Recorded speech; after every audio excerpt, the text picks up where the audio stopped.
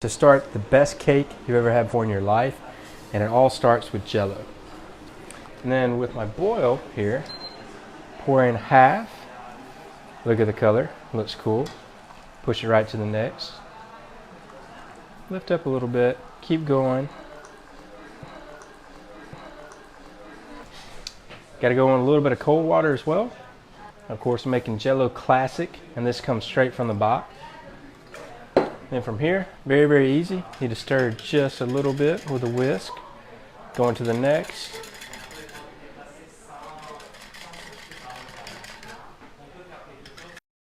So I have my fresh cake here, and I'm going to take a bowl to help cut it out. And all you have to do is push down into it to kind of form it. Once you get a little twist, so I'm going to pull my little inner LeBron.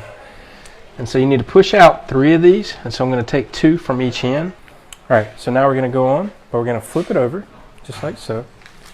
Take your fresh whipped cream, and you're going to start in the center, squeeze, and then we're just going to rotate, just like so, so that we get one even layer, because I'm going to add some strawberries, and you're going to push out the whipped cream, just like so.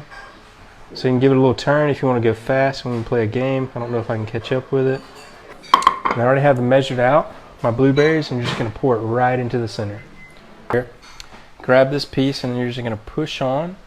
And we want to make sure that everything is level.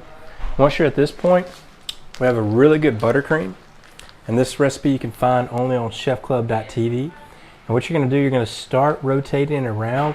And easiest thing you can do, take a ruler. Just kind of look around your house. You can figure it out like I did. Now, we need another container to go on the side. So I have a cotton candy container that I've cut, and now with the leftover buttercream, what you're going to do, you're going to push it against the side, and this is going to insulate it for the next step whenever we have our Jello. What you'll do, you'll get your Jello, and we need to go a little bit fast, but we're going to start off with red on the bottom. So we're going to pour it in. If you want to get a better layer like I'm doing here, what you need to do is set it in the fridge every 5 minutes after pouring. But now I'm going to start off with my red again for another layer. Alright, so finishing off with the little line of red here. And now finally we have our last one, which is going to be the yellow. Alright, and I'm going to pour the last right over the top. And so it's going to fill in everything on the buttercream, and now we got a really cool layer on top. Wow. Alright, so now it's time to go into the fridge, let it set for about 5 minutes. So now, right out of the fridge, I went ahead and cut the back. And so what this is going to help me do is actually unmold it a little bit easier. You kind of see it unwrapping on itself. And you have your Jello cake. Isn't that cool? I think it's pretty cool. Looks great too. Look at the lines. But of course, as always, we need to taste it. So let's go in.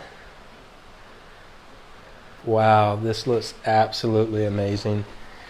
All right, so we have our Jello Strawberry Shortcake. A lot of different flavors going all the way through it.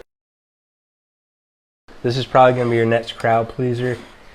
Go always in, right on top. Get a little bit of the Jello, get a little bit of the cake.